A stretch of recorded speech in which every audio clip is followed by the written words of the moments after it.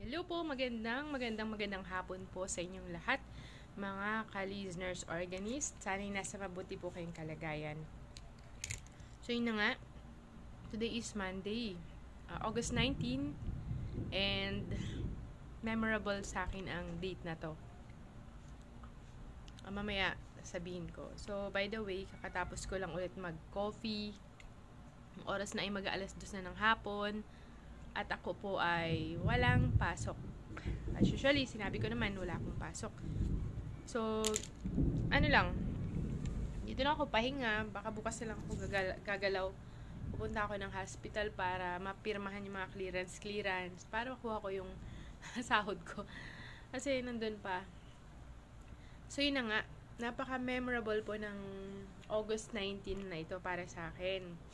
Kasi ito po yung araw, mga kaliz, ng wedding anniversary po namin ng aking asawa. So, sa lahat ng mga hindi pa po nakakilala sa akin, so ako po si Liz Nurse Organist. Ako po ay nurse na nagbibigay ng mga health advice po, pero natigil dahil sa sobrang pagka-busy nitong mga nakaraan. Ayan. Ang topic ko po ay regarding sa pagtigil sa yosi, pagtigil sa pag-inom ng alak, yung mga pinagbabawal na gamot. So, kung meron po kayong mga ganong interest na pinapanood, panoorin nyo po yung mga last vlogs ko po para makakuha rin po kayo ng mga ideas, makatulong po ako sa inyo sa maliit kong kaparaanan. So, ayun na nga, no. Ayun nga, bukod sa nurse, ako'y dahil sa YouTube ko ay organist din. Organist din po ako for a very long time sa church po namin. And daw, yun nga po, bakit nga ba memorable sa akin ang August 19? So, kami po mag-asawa po kasi, ako po kasi ay mag-asawa, may asawa na po. So, ito po yung petsa ng aming kasal. Kinasal po kami August 19, 2016. Ayan. Napaka-memorable sa akin nitong araw na ito dahil yun po yung araw na kami po ay kinasal ng aking asawa. So, 8 taon na po kami na nagsasama. Ayan. Matagal na rin pala, no? Halos magdedekada na rin. 2 years na lang eh. Masasabi na natin 1 dekada na kami nagsasama. Pero, yun nga.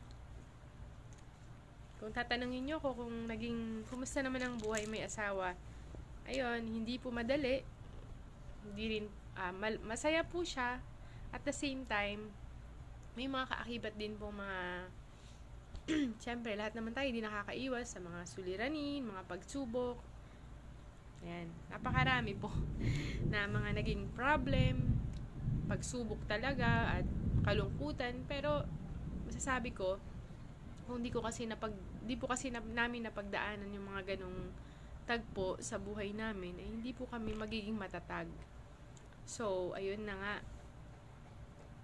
Sa 8 taon na pagsasama namin, napakarami po namin mga pagsubok na pinagdaanan.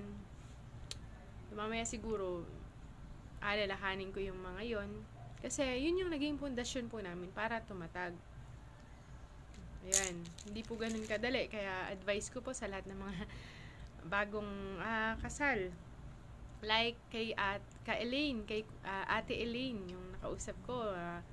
Ayan, bagong kasal din po. Advice ko lang din po sa inyo na normal lang po na makaranas po kayo ng mga ganyan, mga problems, pagsubok. Kasi, wag po kayong susuko. Diyan po kasi ninyo pag napagtagumpayan nyo po yan, diyan nyo po masusubok yung tatag ng inyong relasyon. Okay?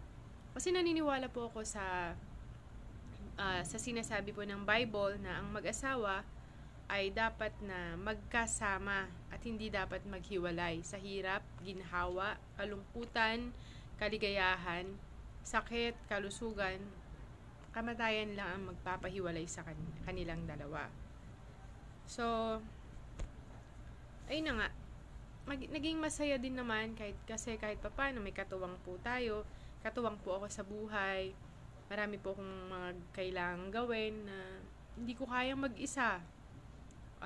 Kailangan ko ng katuwang. So, nagpapasalamat din po ako sa Panginoong Diyos dahil binigyan po ako ng mabait na asawa na, ayun nga po, dumanas din po sa mga pagsubok, pero awan naman po ng Panginoong Diyos, matatag pa rin. Hanggang ngayon, magkasama pa rin po kaming dalawa, nagtutulungan sa mga bagay-bagay. Kaya, masaya pa rin naman po ako. Ayan. So, ayun, 8 years. Sobrang tagal na po, no? Actually, wala po siya ngayon. Kanina po kasi pumasok po siya ng school. Nag-aaral po siya ng caregiver. At ngayon, schedule po nila ng face-to-face classes na taon na anniversary namin. So, yun nga, nagpasya po ako na hindi na lang siguro maghahanda kasi, syempre, malaki kasi yung gastos. Gagastusin na lang po niya sa kanyang schooling. And, syempre, nawalan pa ako ng work ngayon, kaya, kailangan talagang magtipid. Mamaya siguro, na lang, magluluto na lang po ako ng ulam at magpe-pray na lang, magpapasalamat sa Panginoong Diyos dahil narating yung 8 years anniversary naming dalawa. Hindi naman importante yung handa. Ang importante lang is maalala mo, ma-appreciate mo yung isang taon muli na lumipas sa buhay bilang mag-asawa, and at the same time, may pagpasalamat yun sa Panginoong Diyos. Yun yung mahalaga. Hindi naman mahalaga yung pagkain, yung handa, di ba? Kasi mas marami pang bagay na mas mahalaga kaysa doon sa paghahanda. Marami pang pwedeng paglaanan. Ayan. So, kung tinatanong niyo po kung meron na kaming baby, sa ngayon po is wala pa. Pero hindi naman namin iniisip pa yon. Kasi napaka-busy po namin dalawa. Marami po kaming gampanin, gawain, pansarili, sa obligasyon. Kaya, for me, okay lang. Okay lang na wala pa rin.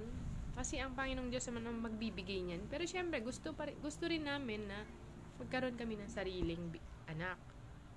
Pero pinagpapas sa Panginoon na lang namin kung bibigyan kami or hindi. Okay? Mahirap kasing isip ka ng isip. Kasi baka maloka lang. 'Di ba? Sa mga mag-asawang wala pang anak, nakaka-relate po kayo. Huwag pong maging source of depression po yung gano'n. Yung bakit hanggang ngayon, wala pa, ganun. Pagpasa Diyos na lang po natin ang lahat. Okay po? Advice ko po sa mga mag-asawa na wala pa ring anak is itiwala po natin sa Panginoong Diyos yung bagay na yun. Yung pagbibigay sa atin ng baby. Tama po ba ako or tama ako? Ayan. Message ko po sa mahal kong asawa. Pagbutihin mo po sana ang ginagawa mong pag-aaral. Soon, matatapos mo rin yan. Magagamit mo rin yan. Pagdating ng araw, sana maging masaya ka palagi. Nandito lang ako para sa'yo.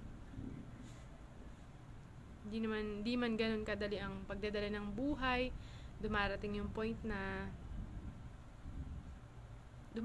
point. Talaga, papasok ako sa work. Nung nakaraan, iyak ako. Nakamotor ako Okay lang umiyak. Importante, hindi susuko. Minsan kasi pagod na ako. Gusto ko ng magpahinga. Kahit may sakit ako, pumapasok ako. Naiyak na lang ako, pero ayan, masasabi ko sa'yo, sana ay magtagal tayo na matatag. Sana ay gawin mo yung obligations mo sa family, sa church. Nakikita kitang masaya. Nakikita kitang maligaya. Masaya na rin ako. Kampante na rin ako. Yun yung lagi kong pinagpe-pray.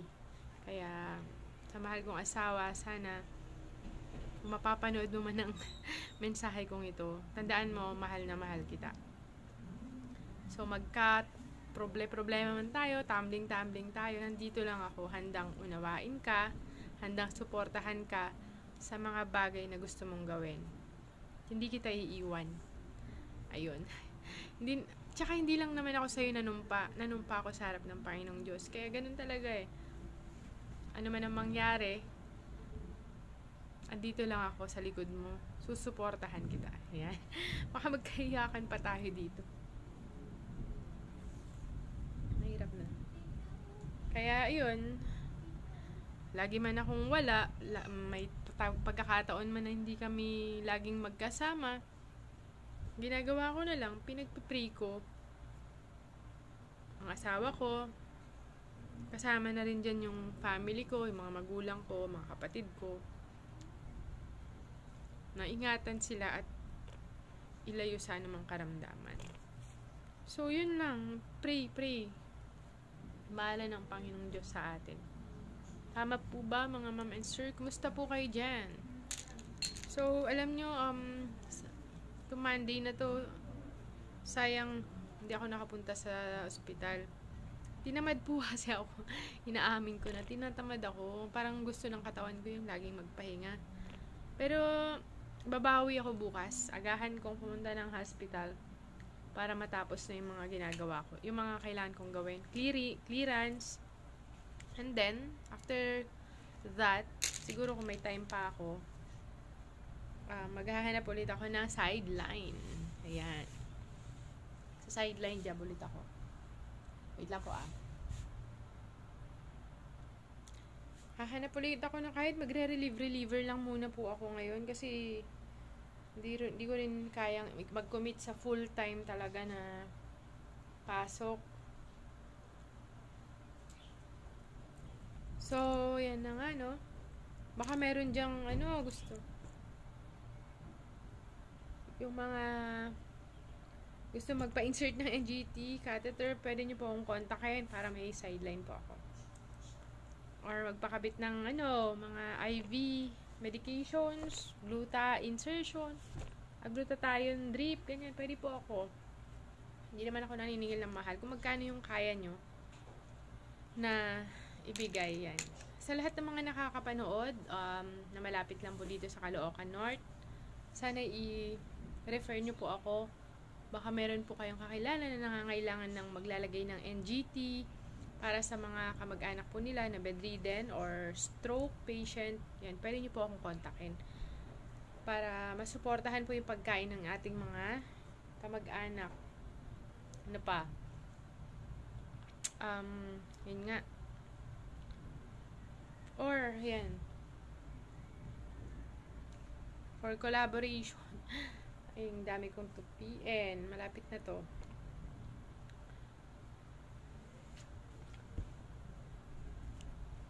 So, siguro mamaya, kasi hanggang 5 kasi yung klase niya. So, by 5:30 siguro, nakauwi na yun dito. Gagawin ko na lang, maglilinis ako ng konti dito sa bahay. Pagkatapos, nagluluto ako ng kanin para mamaya ulam na lang. Ayan. Medyo mahina yung internet connection ko, mga ka-listeners. Kaya pagpasensyahan nyo muna. Mamaya ulit, magla-live ako. Siguro, hanggang dito na lang muna. Tignan nyo, ang dami kong tinutupi,